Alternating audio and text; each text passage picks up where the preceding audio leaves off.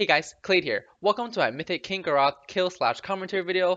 For this fight, when we charge in, we're gonna actually only use Battlecry and Bloodbath on pull. We're gonna save Avatar, and that's because we want Avatar up for the ads, right? Because the ads, when they come out, they're gonna be taking greatly increased damage on this fight. So that's why we're only popping Battlecry and Bloodbath.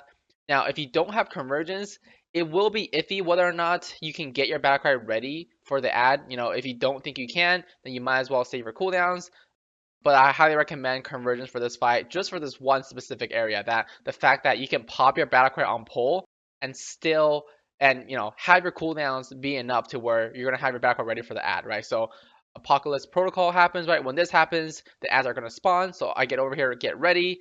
I do a Rampage, Battle Cry Rampage. I actually cut it really, really close. My Battle Cry was kind of like milliseconds from not being ready, but luckily we had just enough, convergence procs that we have our Battle Cry ready for the ad. And of course, right, the ad takes greatly increased damage. It's essentially like another battle cry when the ad first spawns. That's why you're trying to stack up all of these damage increases, and you want to get it on the ad as fast as you can. Now, after we kill this, I take this lock portal over here, and this is the third ad. This ad we kill pretty much last 3 out of the 4 times. You will see one of the times that we're actually going to kill this ad first.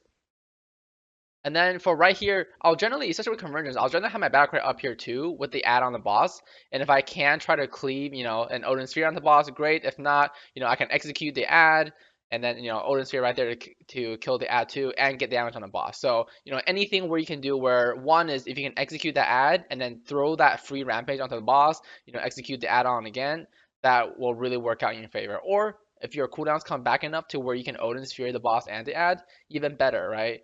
Very rare chances that you get to hit 2 targets in this fight. Whenever you can, you definitely do want to take advantage of it. And then for the rest of the fight, as long as we're not in the ad phase, as long as we're not close to Apocalypse Protocol happening, I will be using my Battle Cry and my Bloodbath, on cooldown when I have it, right? I'm still saving Avatar for whenever the ad spawn. You guys can see on the right side of my screen, there's that timer for Apocalypse Protocol in 28 seconds. And it's very important that throughout the entire fight, you constantly are aware of that timer and how much time you have left before the ad spawn, right? Because you don't want to use your battle cry right before the ad spawn. So I'm looking at the timer right now. I'm saying, okay, the ad's going to spawn in 13 seconds. I got 6 seconds left on my battle cry. So when this battle cry comes up in like 2 seconds, I'm not going to use it, right? I'm going to save it for the ads. And then of course, a pulse protocol happening in like 2 seconds, happening right now. You do want to try to get enough rage, just so that way when you charge, you can do the rampage, battle cry rampage, right? This is where you rampage and you battle cry when you're halfway through your GCD, so that way the end 2 ticks of your first rampage that you casted outside of battle cry actually still gets battle cry buffed.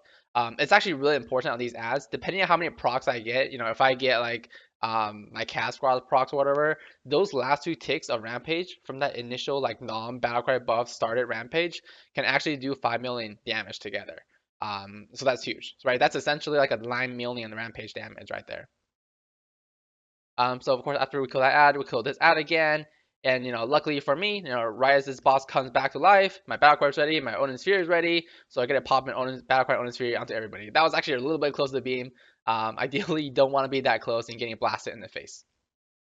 And then as far as our talents, didn't talk about them on the fight yet, but right, they're going to be the single target talents, right? The Endless Rage, Double Time, Avatar, Banning Stride, Frothing Berserker, Bloodbath, and Reckless Abandon. I am using the Legendary Pants and the Legendary Ring, using, we talked about this Convergence, and I'm also using Cat Squad's Courage. Of course, as we get later onto Antorus, and the more raiders in your group get the Pantheon trinkets, the stronger Pantheon trinkets become. And of course, since you're upgrading it, if you do have the trinket, you are able to upgrade it by 5 eye levels every week. So, that trinket is only going to get better and better. So now we're waiting for, the next Aspawn. Same thing here, right? You see Apocalypse Protocol is going to happen in 24 seconds. My, Battle Cry is happening in now 10 seconds. So once again, when my Battle Cry comes off cooldown, even though technically for, the best single target dummy setup, you would just use Battle Cry here, you do want to save it for the ads 100% of the time.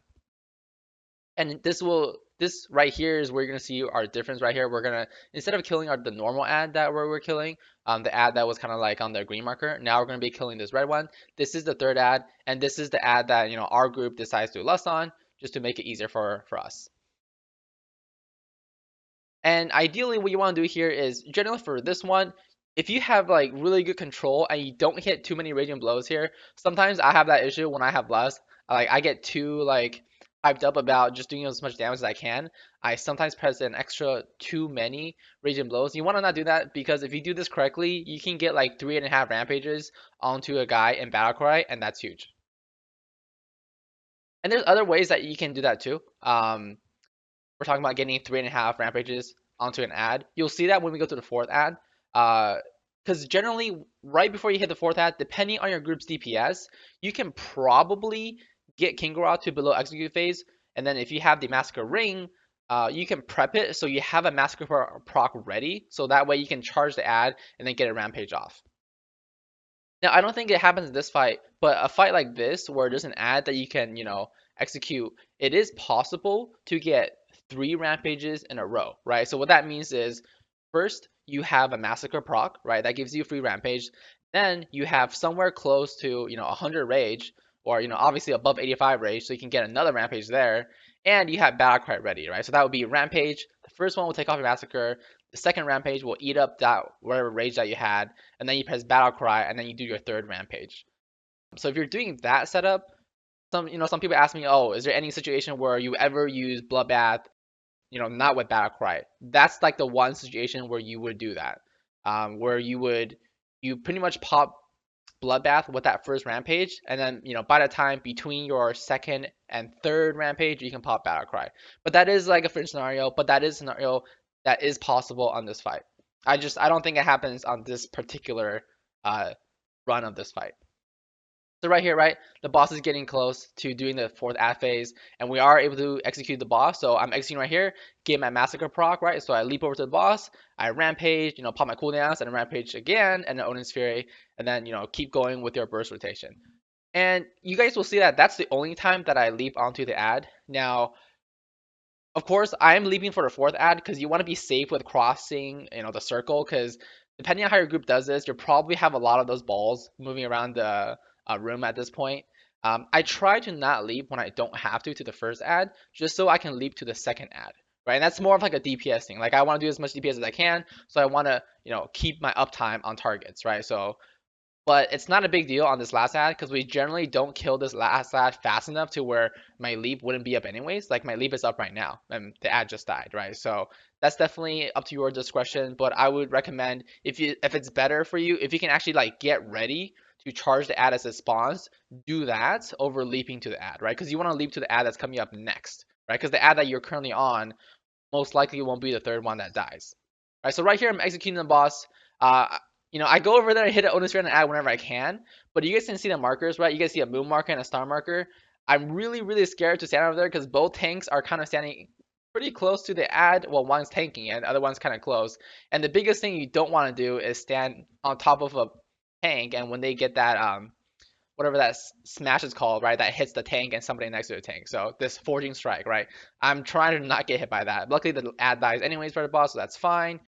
And then that's all we have right there. Just keep executing. I think I get to like 30 something stacks. You'll see in this fight, I have over 40 execute casts, but Juggernaut stacks doesn't end up to be that much.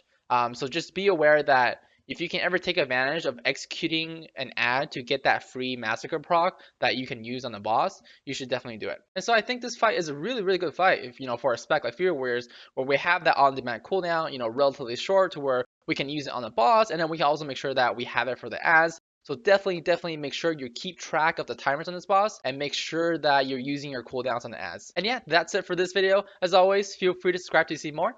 See ya.